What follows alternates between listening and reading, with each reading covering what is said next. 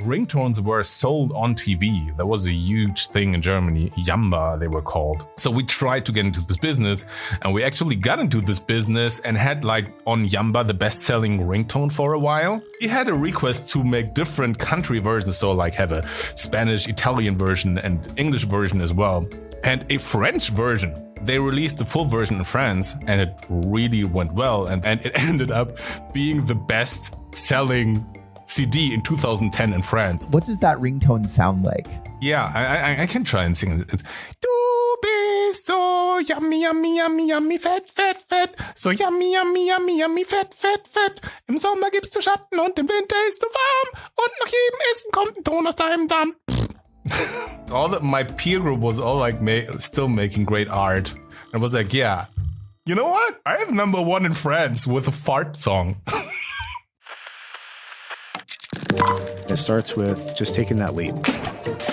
Man, you have to work hard. You have to be incredibly smart. Choose something that even if it fails, you are going to be proud of it. Doesn't matter how badly you've gone beaten in battle. Be kind, be kind, be kind. Become a better person, a better leader, the better business. Go with your gut. I'm Samuel Donner, and this is Finding Founders. We'll get back to the podcast right after this break. Another Bite, hosted by John Dick, Jory Monroe, Leslie Green, and Ariel Boswell, is brought to you by the HubSpot Podcast Network, the audio destination for business professionals. Each week, they break down an episode of everyone's favorite business television show, Shark Tank, offering their own unique thoughts, spin-off companies, critiques, and even talk with some folks who pitch the sharks themselves and live to tell the tale. From squatty potties to mensch on a bench, and even that weird golf club that you'd be into, that's a serious invention. I was just watching the video earlier. It's crazy. Another Bite takes a fresh look at some of your favorite episodes and, even more importantly, answers what these entrepreneurs are up to now. So if that sounds interesting to you, listen to Another Bite wherever you get your podcasts. And now, back to the podcast. We all start somewhere. And for Christian, that was a best-selling, chart-topping, fart-themed ringtone. Now with over 1.7 billion views on YouTube, 6 million subscribers, and 3 million monthly Spotify listeners, Christian, better known as the Fat Rat, has outgrown this early legacy and made an extraordinary impact on the electronic music scene. But how did this German artist get his start? Well, before composing for Dota 2 and Rocket League, and before producing the best-selling CD in France, Christian surprisingly discovered music through classical piano training. To learn how his early interest in musical improv and Chopin turned into a love for glitch hop, let's go back to his childhood, all the way to when he first earned his elementary school nickname, The Rat. I kind of want to take your whole career and life back to maybe one of your earliest memories of music, of instruments, maybe a family, if you can remember. Yeah, actually making music is one of the very first memories at all that I have. I think I was about 2 years old, and I was sitting on my mom's lap. She was playing the piano. I was sitting there, and I would start hitting keys.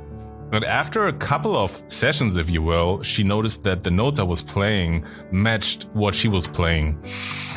So that's how I started making music. And it's always the answer when people ask me, when did you make the decision to make music? I'm always like, I started making music. I learned it like a language. 2 years old. Yeah. It's literally one of my first memories. Probably my first. Wow. So how did your parents start to encourage and foster that? When I was 6 years old, I got piano lessons, and I quickly hated the piano lessons. And yeah, because the teacher was strict, but also she was giving me pieces that were really hard to play, but sounded boring. So after a while, I hated the piano because of the teacher, and I finally quit the piano. But my parents, they were still like, we think you really have some talent, and they were looking for another teacher. So I had the next teacher, didn't like it, had another teacher. I kept quitting on the piano. Every teacher, I was like, I don't like it. And I think it was the 5th teacher, actually, where it finally, I was like, okay, cool, now I start liking it.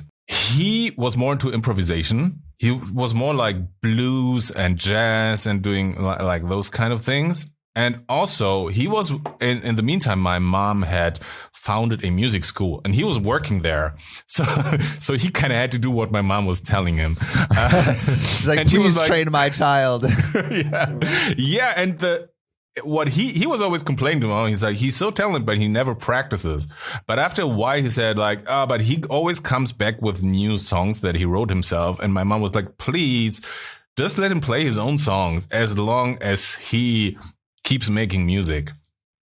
And that's what I did. So I always got like some homework, and I never did the homework. Just like in school, I never was like into doing things that people told me seriously, like a serious level. But I always wrote my own songs, and then I played them to the teacher. And then sometimes he was like, hey, maybe you can try this or you can try that. And that way I slowly got to love music again. Why do you think you like didn't want to adhere to like the homework or the pieces that were given to you? Like, what was it about that where it's like, I just want to do my own thing? Like, why do you think you did that? Probably just being stubborn. I don't know. It was just never my thing. Like, I feel like often the people that question norms are also the people that just like the schoolyard bullies try to cut down. It's like, oh, that kid's different. That kid's doing not what everyone else is doing. Like, let's like cut him down, make fun of him, bully him. Was that at all your experience at like, in elementary and middle school, or did you feel like you were able to kind of like go with the pack?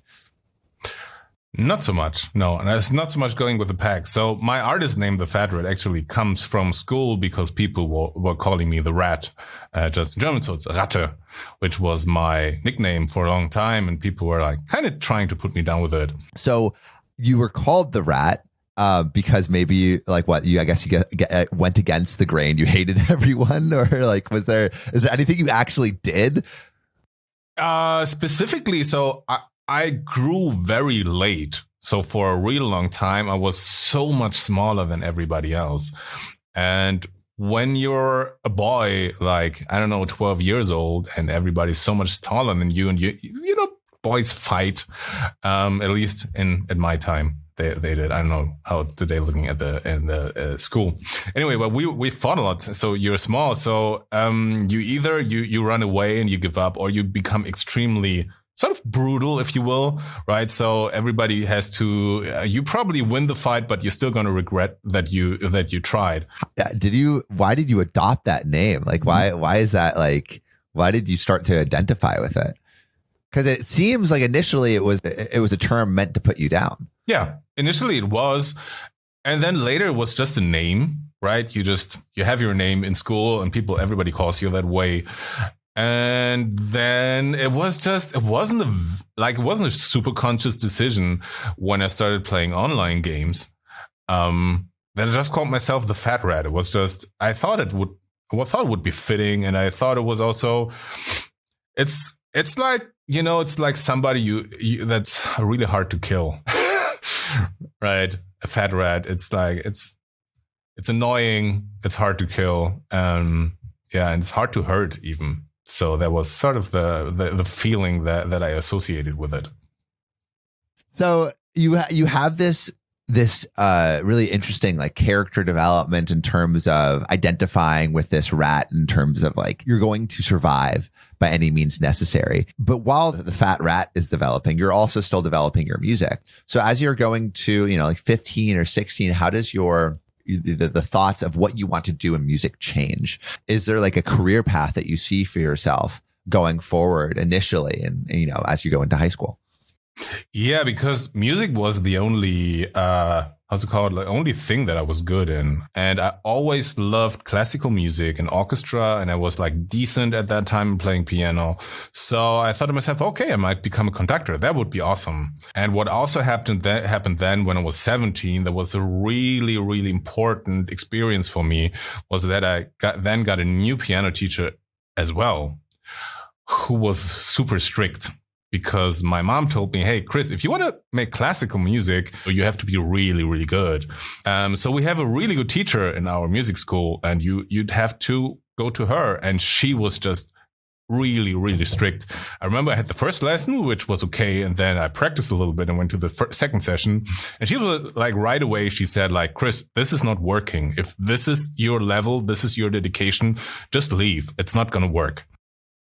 So she was really tough. And later on, she would take the Beethoven sonatas, which is like a huge book, like second part of Beethoven, probably like 400 pages. She would just sometimes slap it on my head if I was play wrong. So this was really, really, really tough person. Still, also, it was kind of the first time that I felt that somebody really believed in me because she was so strict. She was like the kind of person that says like, you know, you're actually better than you think. There's potential in you.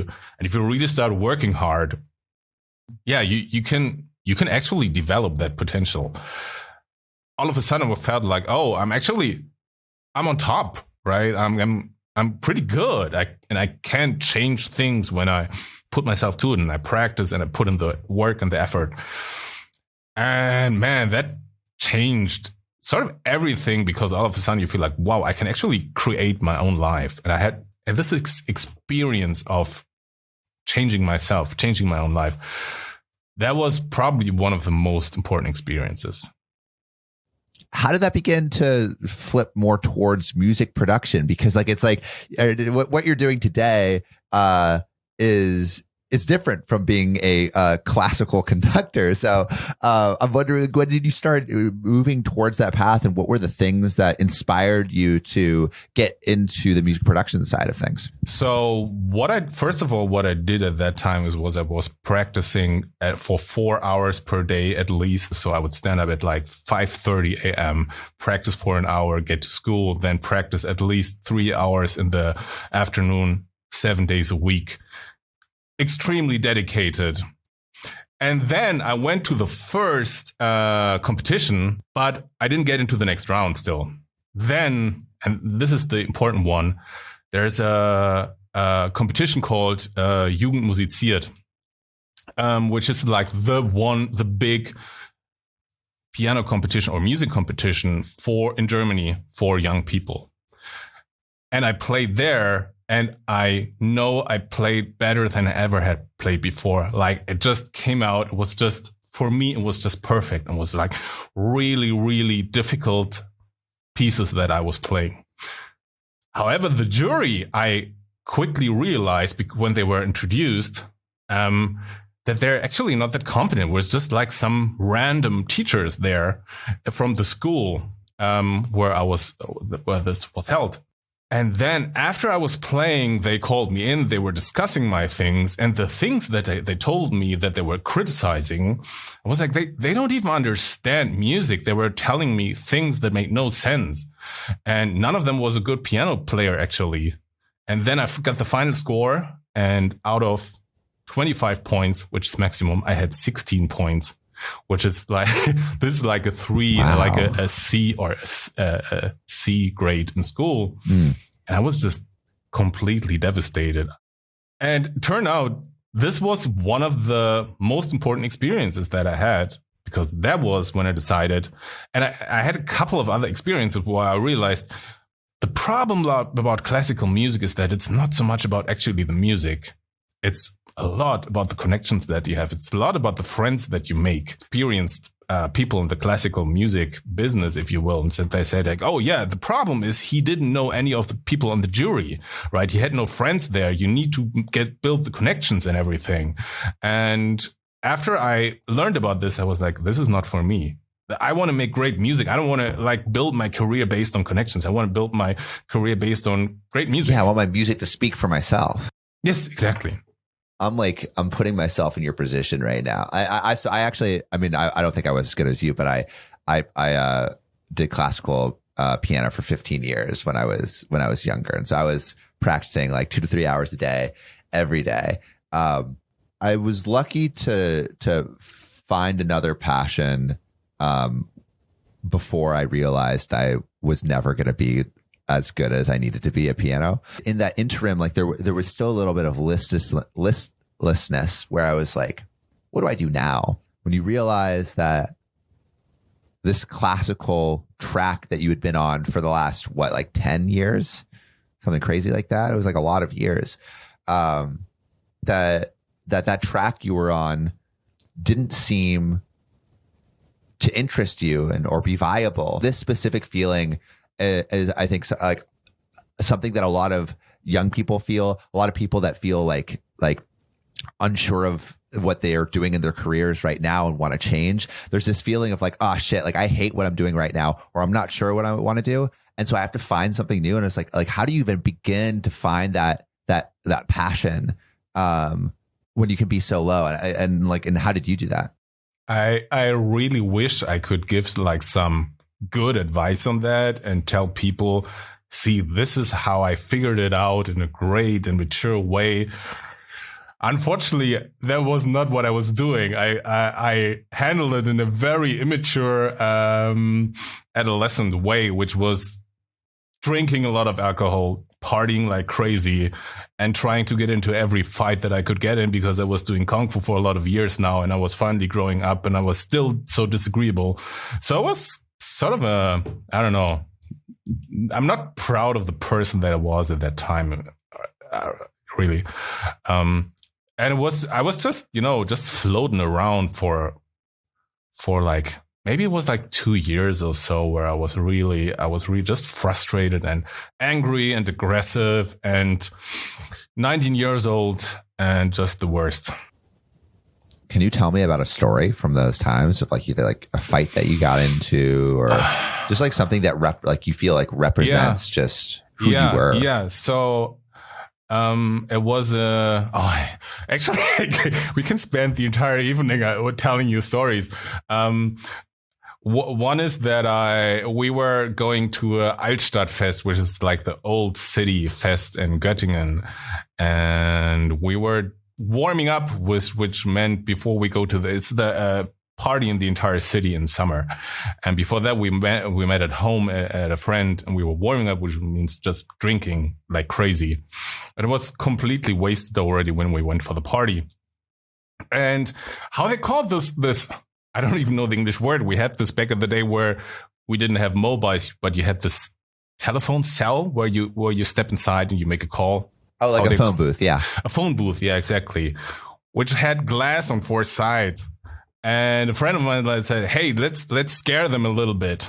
I was like, yeah, let's scare them. I went there and I actually crashed the glass of the telephone booth. So the shards were dropping on the 2 girls inside. They were running out screaming. And I would just crash all the other glasses of the telephone booth, just screaming and like raging. But then the police came and took me with them. And I went to court, and I had I had to pay for the telephone cell, and had to pay a fine and everything. Wow. And then later the police, a few months later, the police called a friend of mine again, and they were instructing him because we had stolen some bicycles, and they were instructing him and then we're, oh, Mr. Buttner, yeah, you already know the procedure to just come with us, idiot. Yeah. Wow, you were up to no good at that point. Really not. So that's what I said. I have no advice how to handle this frustration.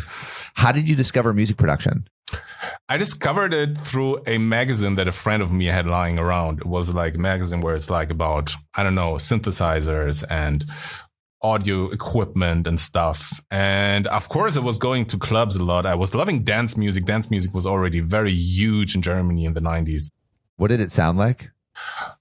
It kind of sounded how it sounded 10 years later in the States. Like the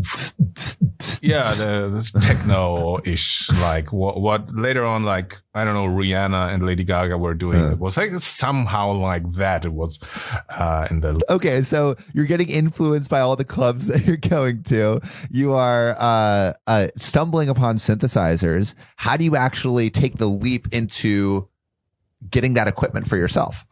Yeah, but I had saved a lot of, not a lot of money, but a few thousand mark at that time for a car, and I didn't know what to do. And so I had this idea, I want to be a music producer. So I invested all the money that I had into studio equipment.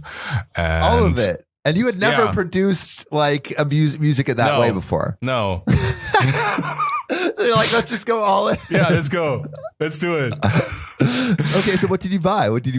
Oh, I bought a mixing desk for No, I think the mixing desk was already 6,000, and some speakers. $6,000? Yeah. No, yeah, it's mark, but it's like would be dollars today. It's somewhat equivalent. Yeah. Damn, bro. Yeah. That's a lot of money. Why were you so convinced to like spend all your money on this? I don't know. I was always like, before I was taking a loan to buy a good piano for $12,000. I had it before, I think when I was 16, and my mom was like signing for me, but I was repaying it actually. And I made sort of good money because I was teaching piano. I was giving kung fu lessons. I was conducting a choir already. So I was working quite a bit already. And I was living at home. So you have like 500, 700 probably per month that you can just spend for your, like whatever you want. So yeah, I was like, I had more money available than for the next 10 years after that. So you buy this mixer. How do you like, are you teaching yourself? Are you looking for a mentor? Like, how are you starting in it? No, I was trying to teach myself. I kind of, when you're young, you often have that feeling that you already have it figured out anyway because you're awesome, sort of, right? This delusional superiority. Grandeur, I don't know. Yeah. So I was like, yeah, I'm amazing. I'm good at the piano, better than probably most electronic music producers. So I know more about music than all of them. And then, so I was classically trained. I know Mozart. I know everything. I know everything. So what happened? I was sitting down for a couple of months in the studio working or trying to make something great. And then what I found out is I wanted to have my songs played in the club, and I found out that if I go there in the middle of the night to the DJ and hand them a CD, which they were playing CDs at the time, they would say like, I don't have no time for you, go away. So what I did, I got into the club right when they opened up. So at 9 p.m., club would be opening. I would be there, go to the DJ, hand him the CD. The DJ was like, yeah, sure, let me hear what you got, and played it. And then the guy who was doing the light came to him and said, like, what the hell are you playing? This sounds horrible. Can you please turn it off? I was standing right next to him. So what did you think when like the music that you've been working so hard on for the last couple of months, everyone hated? I thought like, okay, I think I have something to learn. Actually, I wasn't so frustrated. I was like, okay, cool. Yeah. I have to. I'm probably worse than I think I am, and I have to learn. But we're in like what 1999, 2000. Where do you like even start to learn some of these like how to be and also being a music producer is it's not like you could go to school at that time for that, right? Like or could you? So in 99 I started producing, late 99, and then I didn't know what to do, so I started going to university for business, so like an MBA sort of thing. Classic. Don't know what to do, business school.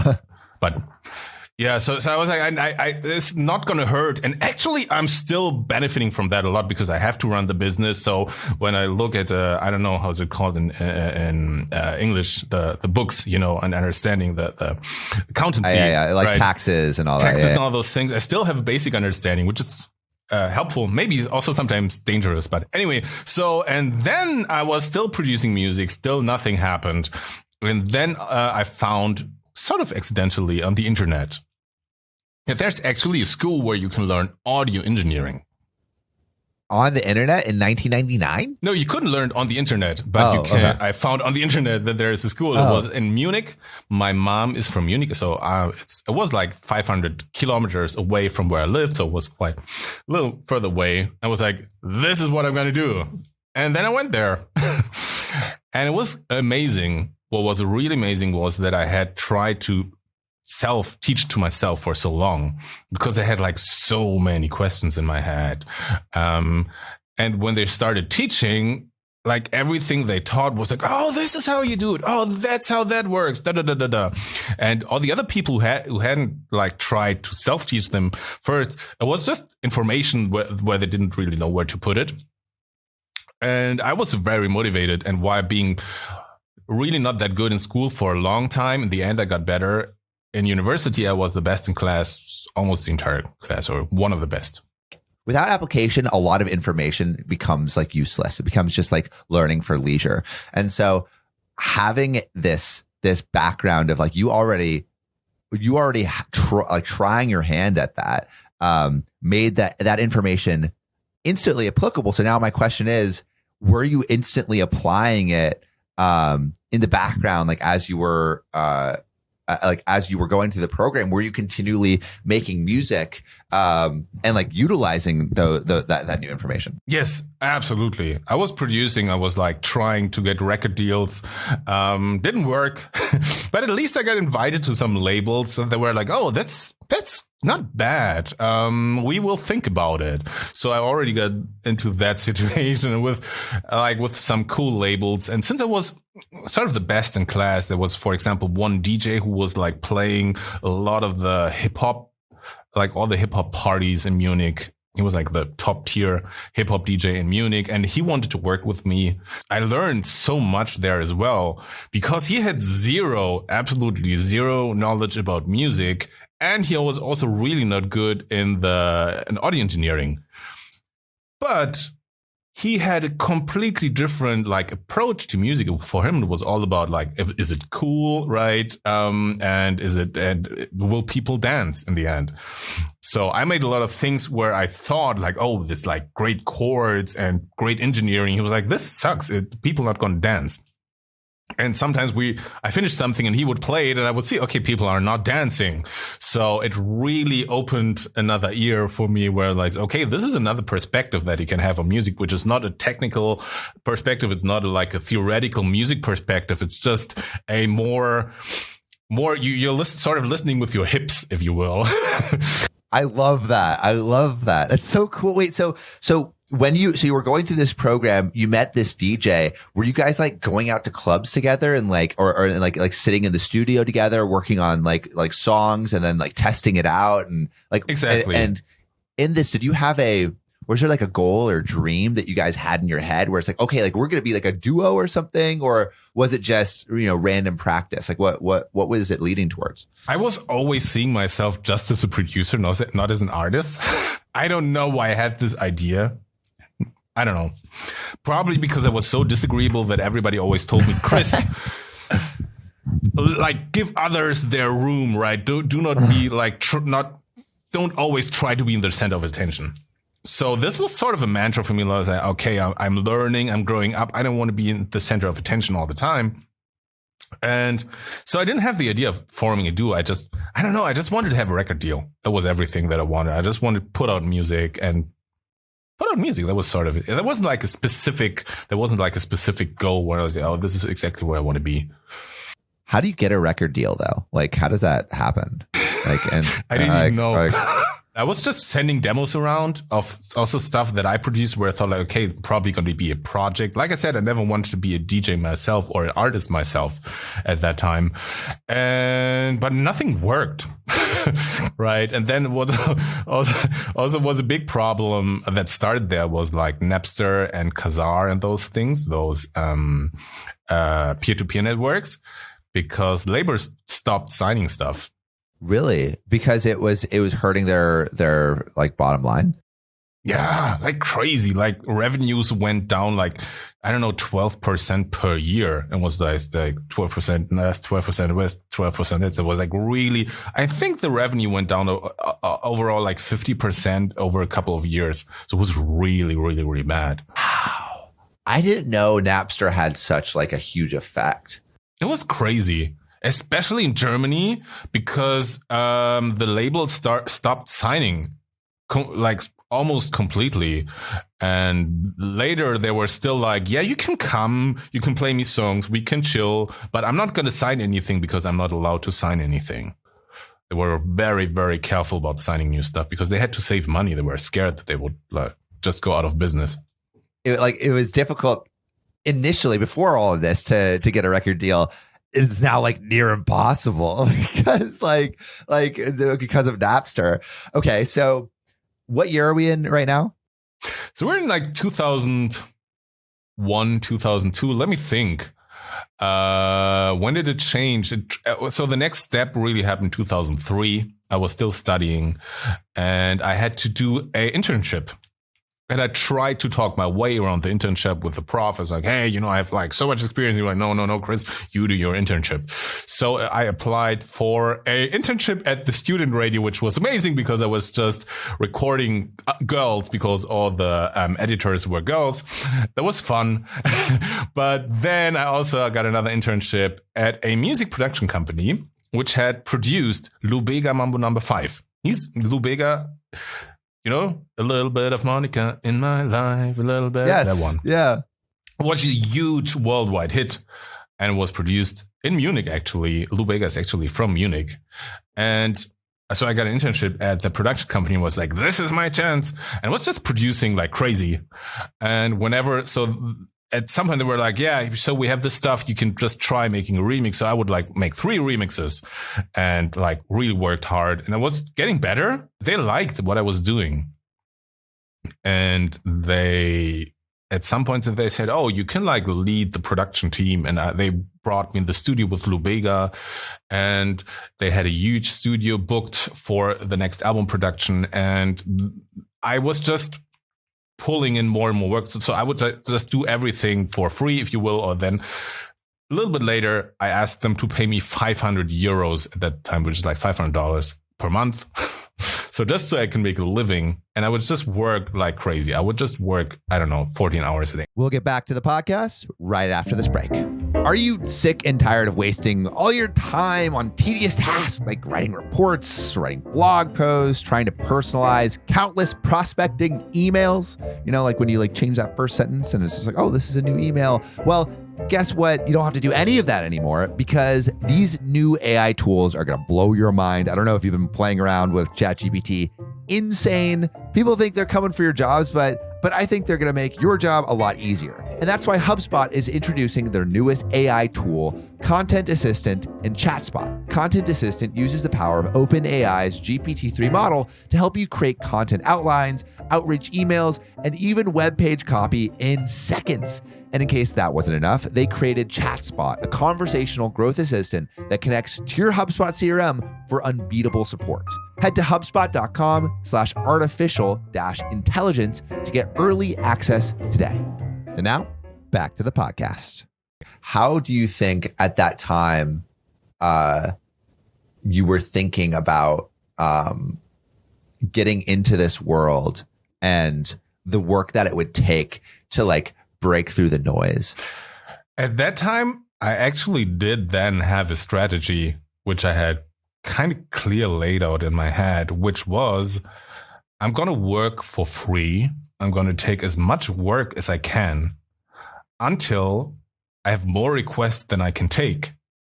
And as soon as I have more requests than I can take, I would then the next request tell them, oh, actually, I'm full. You'll have to pay me if you want to like have something. You want me to remove something else out of my schedule. And that worked. So right then the next one was like, oh yeah, actually I want you to do that work. So I'm going to pay you a little bit. And then you're telling the next person no. And you're like, oh, this guy is actually paying me. So you'll have to pay me more, and just climb up the ladder slowly. You have leverage once you have a full schedule at a certain rate. And that's when you have leverage. Like I think that's a really smart way for you to build leverage and elevate your career. So that's an excellent strategy. So like, did it work? Yes, it worked because you say no in a very relaxed way. You're like, sorry, I'm booked. If you want me to make space for you, you'll have to pay. If not, that's totally fine because I'm booked. I'm busy anyway. Right. So You're never afraid of losing any work. Yeah, no, that's a super interesting and I think important strategy. So, can you lead me up to, because that was 2003. My next thing that I want to talk about is in 2010, where you had a song go pretty crazy. So So I was wondering if you maybe could you like lead me up into that point to 2010? 2006 was then I left the company that I was working with. We had finished the album. We had released the album. It was an absolute flop. I had so many people talking and like so many people were working on it. It was a complete confusion. But I learned a ton of stuff. I made little money, but I could survive on it. And in 2006, I said, okay, I'm just going to do my own thing now. I'm going to start. It was really, really hard in the beginning. I was mostly surviving off making ringtones for back then Siemens. So I don't know how it's called, the Siemens ringtones. So if you bought a new mobile phone at that time, the ringtones on there, you know, the little funny melodies, those were made by me. I had a studio that got me the job. They were paid 800 euros for one ringtone. They paid me 50 euros for one ringtone. So they would pay, give 750 for them. They would give me 50. For me, it was still amazing because I could make like, I don't know, 500 to 1,000 euros in one night. Because usually they would call me in the evening. They were like, we need 20 ringtones tomorrow. I was like, okay, cool. I'm just going to work through the night. And then I just tried pumping out those. Did you remember? This is kind of a funny question, but do you remember any of the ringtones? Like, yes, could you like? I might probably turn one of those from 2007, maybe. Might probably still turn it into a song and release it at as the Fat Rat in this year, maybe. It was a really great creative lesson. Because I realized when you do 20 ringtones in one session, from let's say 6 p.m. to 8 a.m. the next day, it's crazy. Like you do the first couple of ringtones, maybe 3, and they're okay, and then you're sort of out of ideas already. So you make 2, and they sound horrible, but you still have 15 left. So you just keep going, and I really realized when you just keep going and create stuff, all of a sudden you have like some really amazing stuff coming out of you that you never expected. And also, one of those ringtones, what also happened then, so this is 2010, that ringtones were sold on TV. That was a huge thing in Germany. Jamba, they were called. So we tried to get into this business, and we actually got into this business and had like on Jamba the best-selling ringtone for a while. And they asked us, so I had a business partner at that time, they asked us to do a follow-up. Which didn't work so well, but they still asked us to make different versions for different countries. What does that ringtone sound like? Like I need to like I'm trying to visualize it or yeah, I can try and sing it. Du bist so yummy, yummy, yummy, yummy, fett, fett, fett. So yummy, yummy, yummy, yummy, fett, fett, fett. Im Sommer gibst du Schatten und im Winter ist du warm. Und nach jedem Essen kommt ein Ton aus deinem Darm. Oh. Wait, what does that translate to? So you're so yummy, yummy, fat, fat, fat. So you're yummy and fat. In summer, I can stand in your shadow. In winter, you're keeping me warm. And after every meal, there's noise coming from your bottom. So it was really wow, and that was the most popular. So this is wait. So this is peak artistry, as you can hear.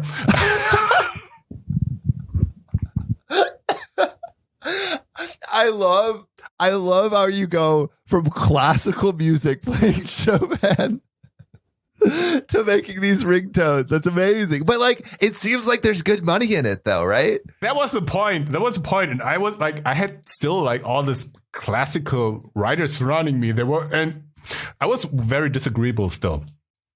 In a sense, slowly starting to mature probably, but I was always like, yeah, you are doing like amazing, like very classical stuff. You know what? I'm making money. I'm just making the stuff. But I'm sitting in the studio. I'm just sitting on my computer and I'm making money. You guys, you're living on, I don't know, like still your parents' money and stuff. So yeah, that was the attitude behind that for me. And I just wanted to get into the business. And yeah. And so we had a request to make different country versions. So like have a Spanish, Italian version and English version as well.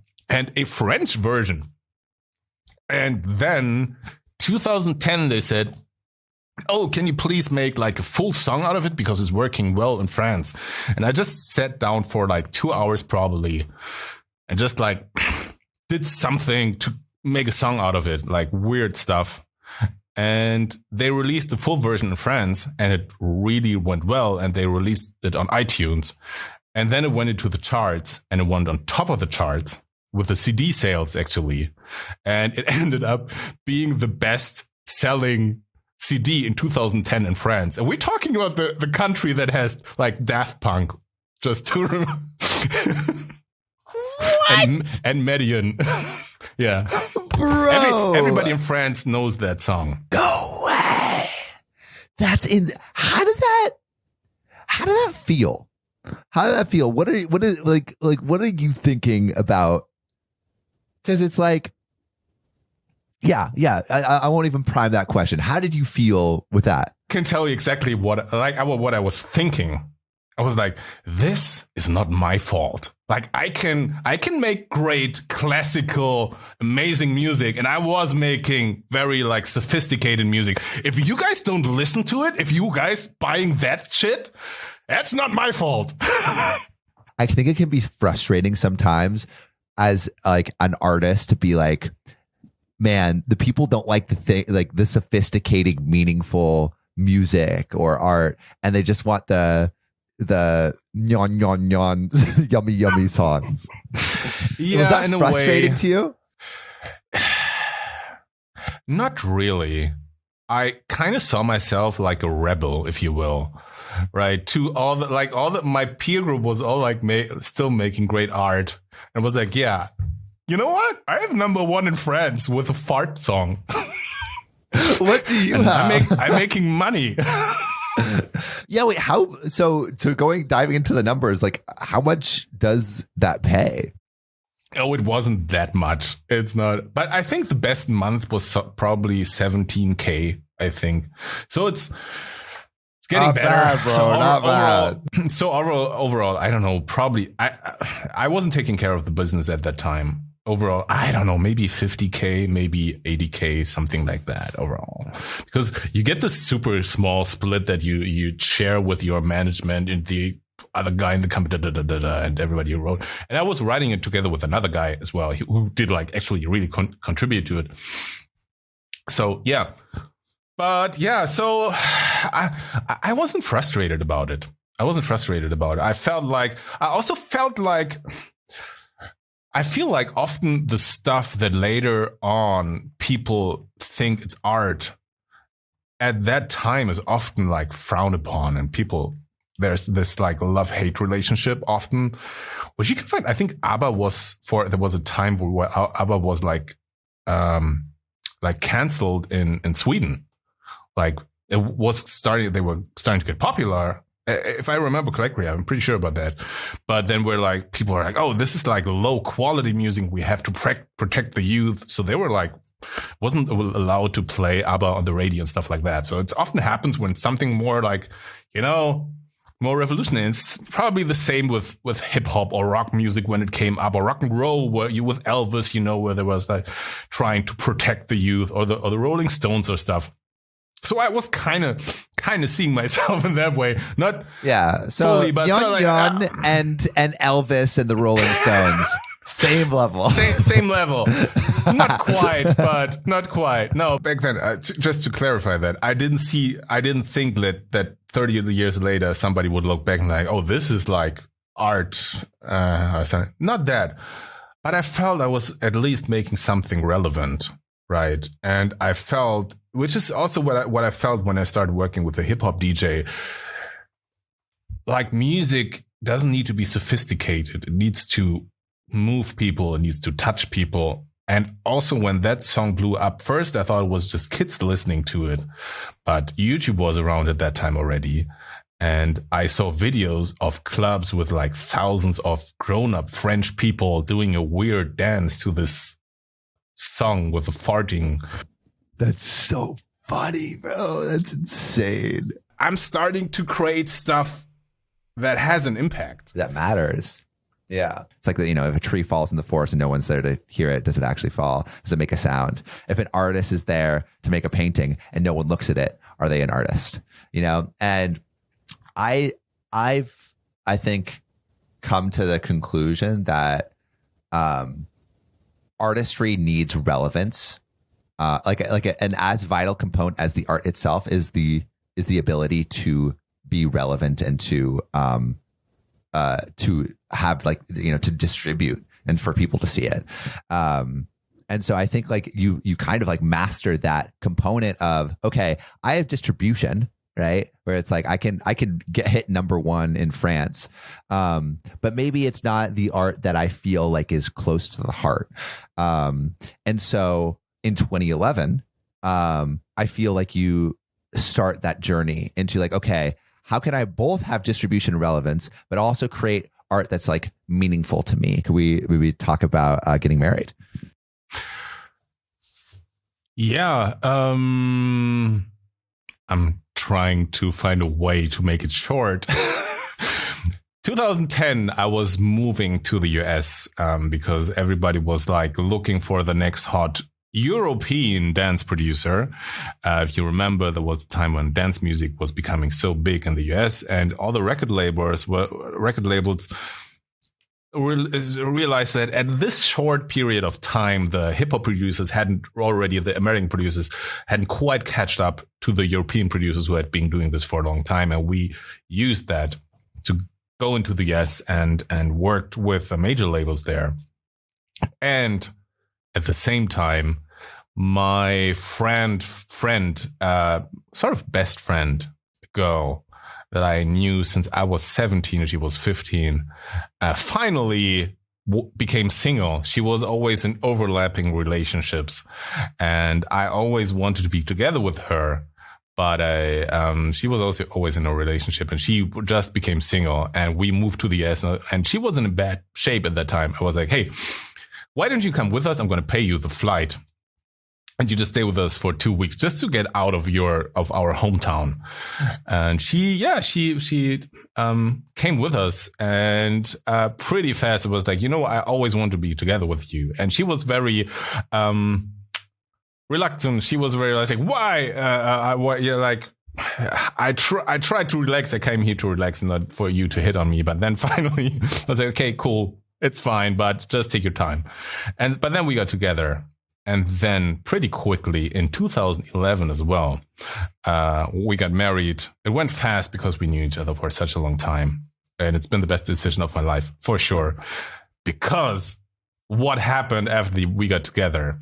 I was working in Los Angeles, still working 14 hours a day, like crazy. And my wife, or girlfriend, then later on wife, back then she was still my girlfriend, said to me, Chris, you're putting more work and effort and more heart and soul into all of those songs than anybody else, because you're working 2 weeks on a song, and then often you're writing it and everything, and then the artist comes in, sings for an afternoon, and leaves again, and you're working on another week on the song to make it perfect. You should be the artist. And I was sort of reluctant to it for a while, but then all the blog music blew up. So many electro acts popped up, like Zed, for example, Skrillex, Median. I loved the music. And I thought hey, I really could do this kind of music. And then in the same, it was I think 1 week apart from each other that I put out an EP on SoundCloud as The Fat Rat. I created a SoundCloud account called The Fat Rat because it was my online name, and put out an EP. And then 1 week later, I think I got married to my girlfriend and then wife. So it really went hand in hand, 2011. What happens to that SoundCloud? It didn't feel really like a big step in professional life because I was just uploading songs on SoundCloud. And I went on a honeymoon and didn't look at SoundCloud. And I sent it to 10 music blogs, the EP. And then I came back and opened up SoundCloud and was curious how many plays I had. And I remember it was 71 plays on the entire EP. 71. It's not a lot. So once again, I felt okay, got to keep going. Where did you go from there? I sent the music to people on SoundCloud because there were mostly producers on SoundCloud and you can contact other people. So, and you could see the followers of other artists. So I would look for Zed, for example, or Porter Robinson and Skrillex and Median and see the people that would follow them and then write them a personal message. Most of them had music uploaded themselves. So I would comment on their songs and then send them a message like, hey, this is what I think about this song. And by the way, maybe you want to check out my song. And then I contacted an artist called Leno. And he came back, he was like, oh, this is great. And I want to introduce you to my manager. And then he was like, oh, I also want to introduce you to a band called The Knox. And then their tour manager asked if he could manage me. And I was like, yeah, maybe let's try it. And he got me the stems from Foster the People Don't Stop. So the vocals, and said I could do a remix for them. We ended up not selling them the remix for a couple of reasons, but I just put it out for free and it went to number 1 on Hype Machine. And that really, so I had then went from 71 plays to probably 100,000 plays on that remix through Hype Machine. That's really when it started. And then 2 weeks later, I made I had a request for Flowrider to do a remix as well, which they didn't end up not taking. But he had the sample of this, oh, sometimes I get a good feeling, which was also used in Levels from Avicii. So I flipped the remix a little bit and put the short sample of Levels in there and put it out as a Levels remix, which once again hit number 1 on Hype Machine. And then I made a bootleg remix for Gautier, somebody that I used to know. I don't think it went number 1, but I think it had 160,000 plays within the first 2 days. So it really, things started going viral then. In 1 year, I had 10 remixes released and all 10 went into the top 10 on Hype Machine.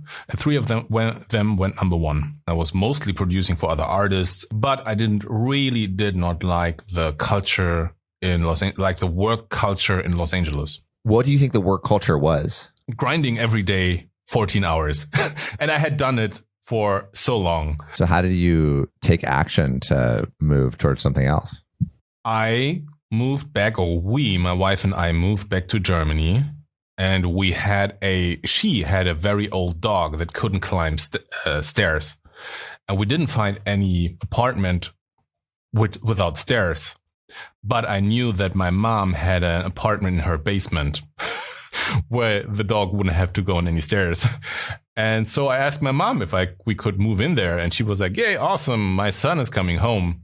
So we moved to my mom's basement. So that's where I went after, Billboard number 1 and producing K-pop and being with huge producers in Los Angeles and being on fancy parties and everything. I moved back into a small village south of Göttingen into my mom's basement. And I really enjoyed this groundedness of living in a small village in the middle of nowhere and not caring, not about not how you look, like who you are, all those things. Just like, okay, everybody's sort of the same. It's very equal. How did you start restructuring your days and your life then? I didn't know what I want. I was very conscious about not knowing what I wanted. But first, I kind of knew a little bit what I was always missing because I always loved video games and I didn't get to play a lot of video games. And I had all that passive income from the music that I had put out. So the structuring of my life was pretty much sleeping for a really long time, then going to the computer, playing Skyrim, eating something, playing a little bit more Skyrim, taking a walk with my wife, having great talking to my wife, probably watching or in the evening we were mostly talking, having great conversations, meeting with friends, and then do it all over again. And after a couple of months, I realized that I got bored. So that was when I was sitting down. I remember I was sitting down we had in this very small kitchen in the basement of my mom, together with my wife every day, and asking Svea, what do I want? I don't know what I want. What is it that I want? And she was very patient with me. She was, Chris, you're going to figure it out. What do you think you might want? So we would talk about it for weeks, actually, what I wanted, because I just didn't know it. When did you start figuring it out? end of 2013, I was just producing music here and then, and you know, it just came back. I was like, I kind of really still like making music. I just didn't like how I was making it. My wife and I made a decision. She was like, you know, Chris. Oh, first of all, she said, I don't care, Chris, if you're successful or not. She said, I would move into a cave together with you. I'll be with you no matter what. That was really, really, really important for me. And I knew she meant it. And so we found a deal, if you will. She said, like, you know what? Just make music that you like for 1 year. Just what you feel and put it out. Just throw it out there and see what happens. But just the music that you really like and that you really love. And we can live for a year. We have enough money. And then let's see what happens. And so what happened? First of all, I was playing around with different styles. EDM was huge in 2014. I was reverse engineering a lot of EDM songs, trying to understand them. Ended up not liking them. Asked an artist that I found if I could use his artwork, if you want me to pay for it or whatever. He was like, yeah, it's okay. You can just use it. And I used it as a background image and put it on YouTube.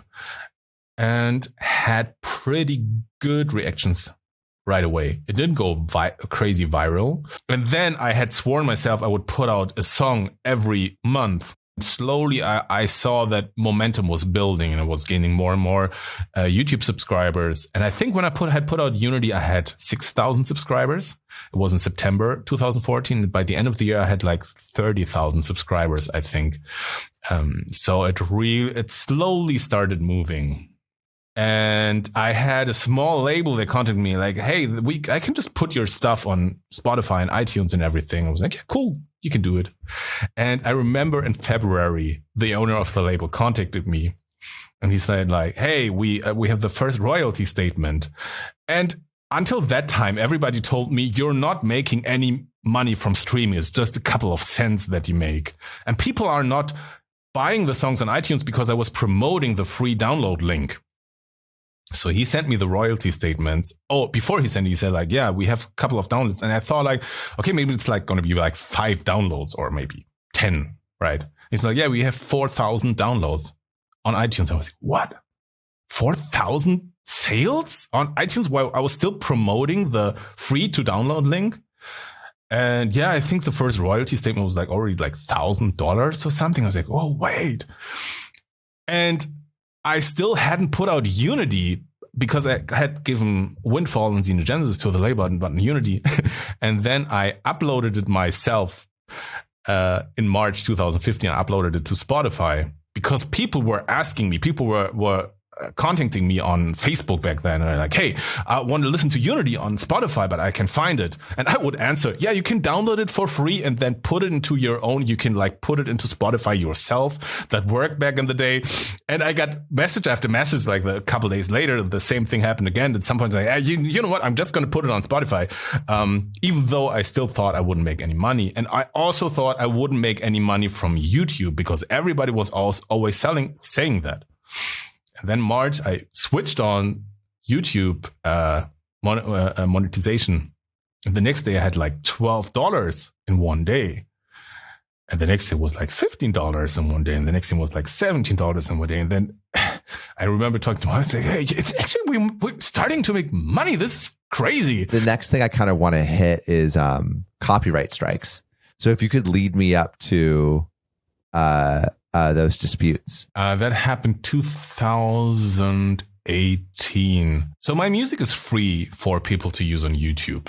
And what happens is every once in a while, somebody uses my music on YouTube and then copyright protects his own video, which then leads YouTube to think, oh, this music belongs to this guy. And then they're starting claiming and striking all the other videos that use the same music. So this happens quite a bit. And usually I dispute it. I said like, oh, actually, this music does not belong to this guy. It's actually my music. So this had happened quite a few times. Never really bothered me. 2018, there was another copyright claim on my song, The Calling. Said like, hey, somebody else is claiming your song. I was like, oh, I'm going to dispute it. I'm going to explain the situation. It's actually my song. And then I got the reply a couple of days later saying that my dispute was not accepted, that the guy who claimed it said like, no, it's actually his song. And I had a person at YouTube that was like my contact person. I told them, what the heck's going on? Somebody's claiming my song. And she was like, yeah, we don't really get into this. And I was like, kept pushing her, like, can you please reach out to whoever you know, like the Content ID team? And she reached out to them, and they got back to me with a response saying like, yeah, but the guy who's claiming it says it's his song and we believe him, which was crazy because you could just look at the dates. You could look at the dates because the song was from 2016. We had 2018, and his video that he uploaded was just recent. And the song had at that time 47 million views already. But YouTube was like, no, we're not taking care. And then they told me, you have to figure it out with the guy who claimed it. Who is claiming it? I had a name. It just said Ramjets. That was it. So I Googled Ramjets, found nothing. So I told them again, hey, can you please tell me who I'm supposed to figure it out with? They gave me one email address where I emailed them, but I never got a response. And then the thing is, when you dispute again, you can get a strike, which limits the things that you can do on YouTube. So I thought like, okay, I'm not going to let that sit. And I made a video about it, which went pretty viral. I think it had like 3 million plays probably in 2 days or something, which was for revisiting the way YouTube handles the copyright system. Press started reaching out to me, a couple of magazines and stuff started interviewing me, and then started calling YouTube as well. And so they realized, oh, something's going wrong there. And they completely deleted from the Ramjets, they completely deleted everything. Their YouTube channel, even their email address, like all the Google services are, they deleted everything. So you figured it all out. And now that video has like 7.1 million views. So it's reached like a ton of people. And so I kind of want to go now to where you are today. Like you have 6 million subscribers on YouTube as of today, 6.16. You have 1.7 billion views on your channel. And I'm sure, hundreds over a billion, over a billion on goodness, over a billion on Spotify. So where are you today with everything? I'm not so much thinking about goals and where I want to be. I'm very focused. And that's something that I changed when I moved back to Germany and kind of restructured my life. It's more about what I'm doing every day rather than what I want to achieve. So what I'm focused on is, being in the studio early in the morning. Usually I hit the studio around 7 a.m., stand up at 6 a.m., maybe a little later. Being in the studio around 7 a.m., work very concentrated for 2 hours, have my protein vegan shake, do workout, ice tub, another 2 hours of focused work. That's my thing. Then I go back to my family. We have a late lunch, and then I spend time with the family and spend time with friends. Maybe I have some business meetings or stuff like that. So for me, it's very much about this everyday schedule, and also about not making it too comfortable. So I kind of like, these days, I sort of like the grind for the grind's sake, not for like reaching a goal and not for like working 16 hours, but, getting up early, working really hard, doing really hard workout. So my intention is always to make the workout so hard that everything else feels easy.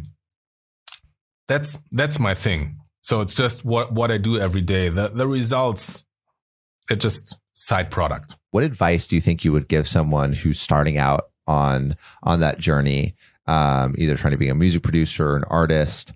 What advice do you think you would give that person? I think the most important advice, especially for creative careers, and especially something that comes with some status and potentially with a lot of money, is to question yourself why you're doing it. Because if you do it out of passion, and passion means you're you're willing to suffer for it because you're so crazy about it that it doesn't matter if you suffer, you still want it. If you do it out of passion, then keep doing it. If you're doing it because you want to, be successful or reach a goal or something, I don't recommend doing it. If you're doing it because you're aiming for a specific goal and you're not reaching that goal, which is very likely, especially in the beginning, you're going to be frustrated, right? It's going to feel like a failure. And for every person, there's only so much failure you can take until you give up. It doesn't matter. Because when you love it, you don't have to be tough, right? You don't have to be tough about like still pursuing your goal because you just love the process of it. And I think that's the most important thing. So just question your motivations and see if you really have the right motivations. And if you have the right motivations, go for it, because what is there to lose? You will be able to make a living out of it, and you're just going to enjoy the ride. And if you don't like the process of making that, please choose something else. Thank you so much for listening. If you haven't already, make sure to subscribe, rate the podcast 5 stars, and share with a friend. If you have any questions or comments, DM us at Finding Founders Podcast on Instagram, LinkedIn, or Facebook. Finding Founders is produced and hosted by me, Samuel Donner. Our Chief of Staff and Operations is Jessica Lynn. Our audio editing team lead is Adrian Tapia, with support from Irene Van Berkel, Matt Fernandez, Nay Buchanan, Sophia Donner, David Saide, Ashley Jimenez, Nicholas Guzman, Aaron Devereaux, Sanessa Gisley, and Lois Choi. Our outreach and research lead is Kenny Ong, with support from Sarah Hobson, Charisse Tan, Harushi Kanauchi, Kristen Hagelin, Aya Cortez, and Valencia Lu. Our writing team lead is Elizabeth Bowen with support from Aiden Ashworth, Nikki Mukawa, Sylvie Wang, and Eric Mena. Our design team lead is Shruti Ramanand with support from Tiffany Dang, Yao Liu, and Dina Gabriel. To see more of what we're up to, subscribe to our newsletter at findingfounders.co. Thanks again for listening, and see you next week.